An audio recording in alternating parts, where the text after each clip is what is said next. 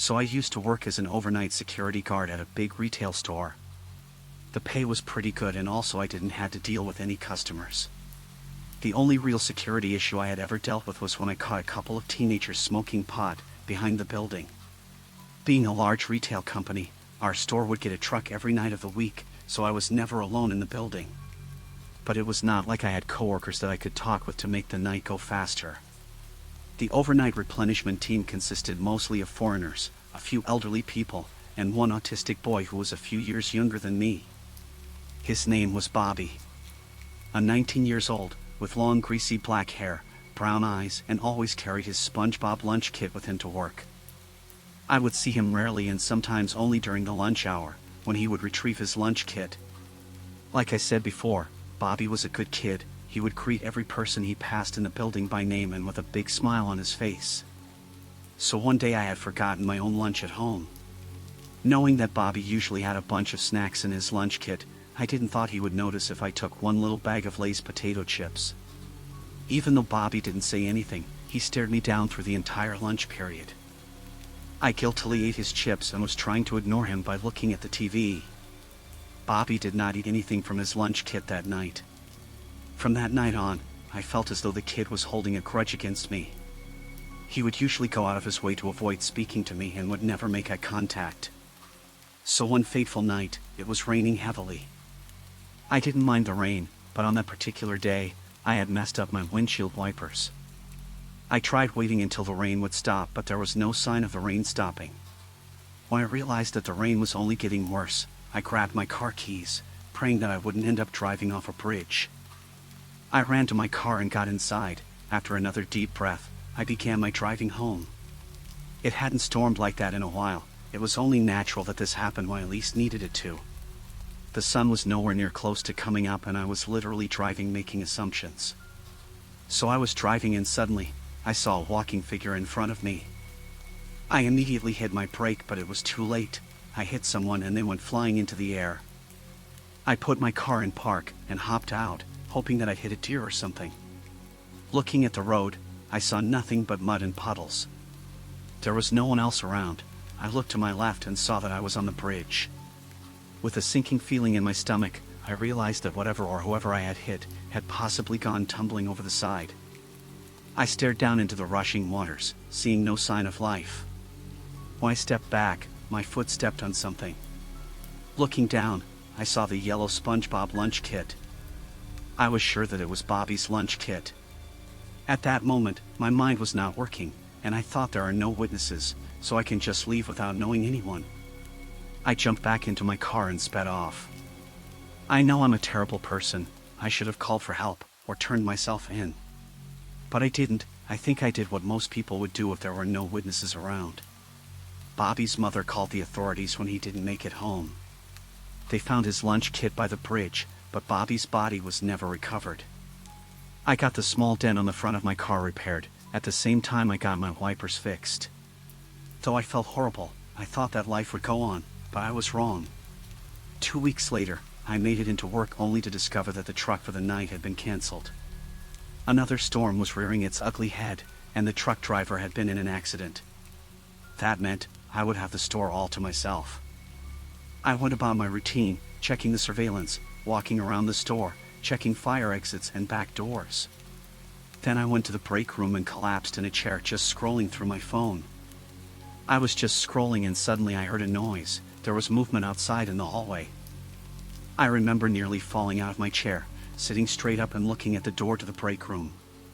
Something was out there, like someone makes when they walk on tile after coming in from the rain. I cursed myself, wishing that I had stayed in the surveillance room, then I would know for sure who was out in the hall. I reached down, touching the handgun at my waist. I had never imagined I would ever need to use it. I listened closely to the wet footsteps. I could hear the water dripping off of whoever was in the hallway as they slowly shuffled their way towards me. I opened the door a little and tried looking who that was. I don't know whether it was my imagination or not. I saw a shadow, which looked like Bobby. I had lost my breath. Everything seemed frozen. I closed the door and I rushed towards the break room emergency exit.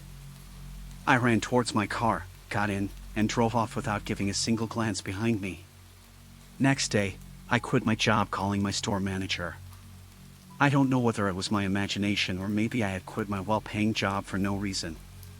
Maybe I had just been too tired and my imagination had been playing pranks on me. Whatever was the case, it has been a year since that incident and I still can't get over the fact that I killed Bobby.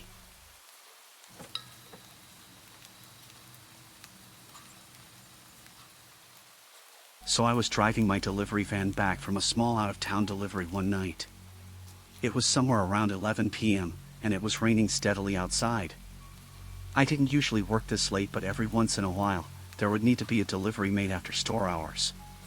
The stores I delivered to were spread out, so most of the driving was on long highways with nothing interesting to see.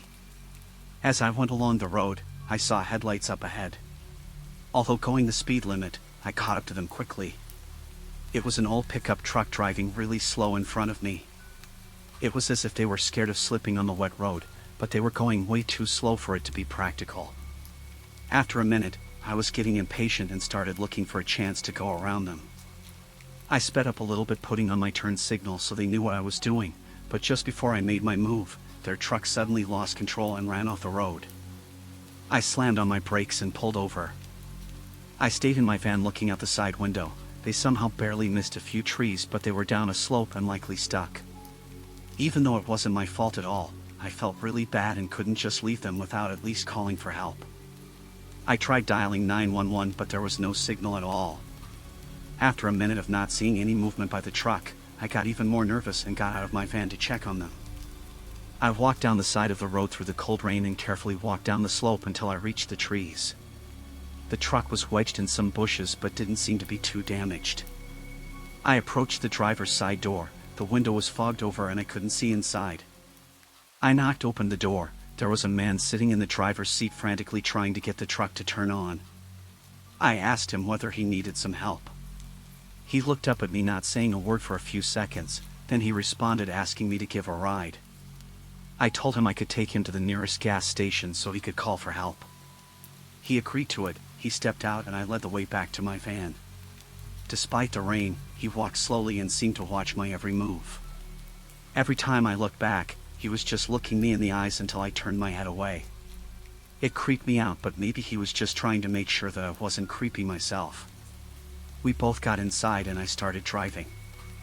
I really didn't know how close the nearest gas station was, but I was sure it had to be at most 50 to 60 miles out. The first few minutes, I tried to make some small talk, but the man didn't really respond. I thought maybe his head was hurting from the crash, but either way it made things really awkward. Every once in a while, I'd look over, and the men would be staring at me, not smiling or frowning, just staring. I was starting to wonder who this man was that I picked up. I felt like any normal person would be grateful for my help after getting stranded in the middle of nowhere. Thankfully, not long into the drive, I saw the lights of a small town up ahead, but as we got closer, the man only started acting more strange. He was looking around a lot, both inside the car and outside the windows. When I pulled into the gas station, I parked the van and asked if he needed help with anything else. He didn't answer, but I felt tension as if he was contemplating something. I tried to break the silence and told him I was going to get back on the road. Then the man took one more look around, then suddenly forced his body over, shoving me against the door aggressively. He started punching me as I opened the door and tried to get out, but just then the passenger door swung open and the man was pulled away from me. I was trying to catch my breath, still not sure what happened, until I got out of the van. There were 2 police cars and some officers were holding the man down. They denied giving me all the details, but apparently the man was running away from a serious crime in a stolen truck. Once an officer found the truck crashed on the side of the road, they called in to have some other officers stay at the gas station and wait for him. They didn't know he was with me when I pulled in. But once they saw me getting attacked, they jumped in to help. I don't know if he attacked me in an effort to steal my van or if it was because he saw the police cars, but either way it was a horrifying experience. I knew the man was creepy, but I had no idea how much danger I truly was in if those police officers weren't waiting at the gas station.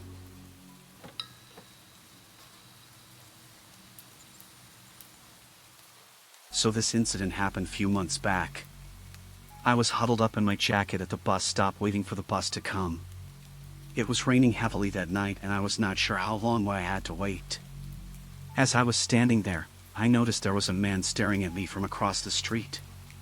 He was standing there on the sidewalk across from me in the pouring down rain that gave me a really uneasy feeling. But I had no other choice but to wait for the bus, and unfortunately for me, the bus took another 10 minutes to get there. That man was making me very uncomfortable, and after a few minutes he started walking over to me. When he got over to me, he sat down right next to me and he didn't say a thing. It made me even more uncomfortable that he sat directly next to me, because the entire bench was open for a spot to sit. A few minutes of that quiet awkwardness took place until the bus finally arrived. As soon as I saw the bus, I was relieved a little bit. I got on the bus and sat down on one of the seats closest to the back. I should have sat in the very last seat, but for some reason I didn't. The man followed me all the way to the back and sat one seat behind me. I felt him staring at the back of my head the entire 10 minutes. Every time I looked behind, he was looking back at me. I already had a really bad vibe about him in the situation, however that feeling doubled.